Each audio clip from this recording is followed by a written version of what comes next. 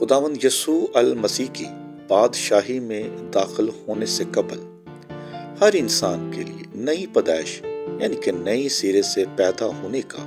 ذاتی، شخصی اور عملی تجربہ ہونا بہت ضروری ہے، اور جو انسان اس عملی تجربے سے گزرتا ہے وہ روح القدس کو بطور انعام پاتا ہے، اور پھر اسی طرح وقت گزرنے کے ساتھ روح القدس کی معموری اور بھرپوری کے کارن وہ 3 بڑی الہی برکات کو حاصل کرتا ہے، اور نشانی کے طور پر 3 نئی چیزیں انہیں بطور تحفہ ملتی ہیں۔ پہلی چیز جس کو روح القدس کی معموری کے طور پہ وہ پاتا ہے وہ ہے نئی سوچ، a new heart۔ جب ایک مسیحی نئی پیدائش کا تجربہ پاتا ہے تو وہ اپنی زندگی اور زندگی کے تمام تر معاملات خدا کے سپرد کر دیتا ہے، اور یوں اس کو ایک نیا دل عطا ہوتا ہے، نئی سوچ خداوند سے ملتی ہے، اور پھر یہی نئی سوچ اس کی تمام تر ذہنیت، ارادوں اور خیالوں کو یکسر بدل دیتی ہے، اور پھر اس کی سوچ کے اندر سے ہر قسم کا منفی اثر زائل ہو جاتا ہے، مسیح جیسا مزاج اس کے اندر آ جاتا ہے، جیسے کہ پولس رسول فرماتا ہے، اب میں زندہ نہ رہا بلکہ مسیح۔ یہ نئی سوچ ہمیشہ اس کو دوسروں کی بھلائی اور بہتری کے لیے اکساتی ہے تاکہ وہ دوسروں کا بھلا کر سکے۔ اگر آپ واقعی سچے یا حقیقی مسیحی ہیں تو پھر مثبت، اچھی اور ترقی پسند سوچ ہمارے دلوں اور ذہنوں میں ضرور ہونی چاہیے تاکہ دنیا دار جان سکے کہ ہم مسیح کے لوگ ہیں۔ اور دوسری چیز ہے نئی فطرت، a new nature۔ روح القدس کی معموری اور بھرپوری کے کارن جو زندگیاں خداوند کو قبول کرتی ہیں وہ نشانی کے طور پر دوسری بڑی برکت نئی فطرت کو پاتی ہیں۔ پاک روح جب پورے جسم اور انسان کی زندگی کو اپنے قبضے میں کر لیتا ہے تو پھر ہماری ظاہری انسانیت زائل ہونا شروع ہو جاتی ہے اور باطنی انسانیت روز بروز نئی ہوتی جاتی ہے۔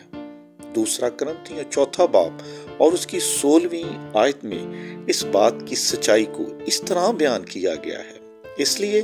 ہم ہمت نہیں ہارتے، بلکہ گو ہماری ظاہری انسانیت زائل ہوتی جاتی ہے، پھر بھی ہماری باطنی انسانیت روز بروز نئی ہوتی جاتی ہے۔ نئی انسانیت سے مراد نفس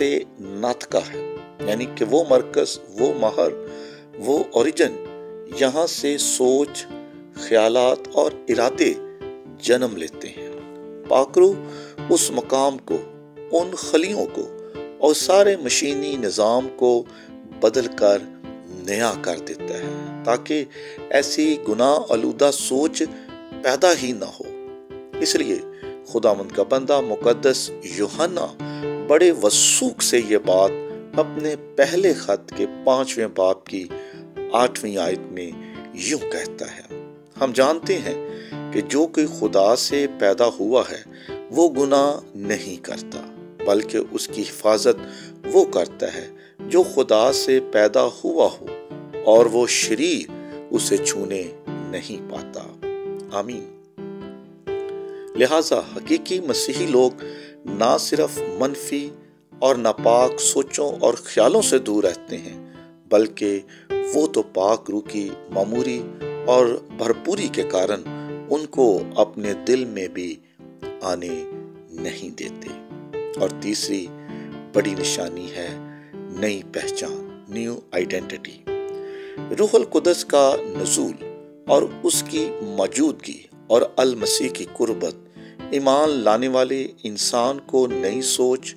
نئی فطرت کے ساتھ ساتھ ایک نئی پہچان بھی عطا کرتی ہے، اور یہ نئی پہچان اس کی حیثیت، مقام اور شہریت تک کو بدل دیتی ہے۔ یہ نئی پہچان اس کی ظاہری، روحانی، اخلاقی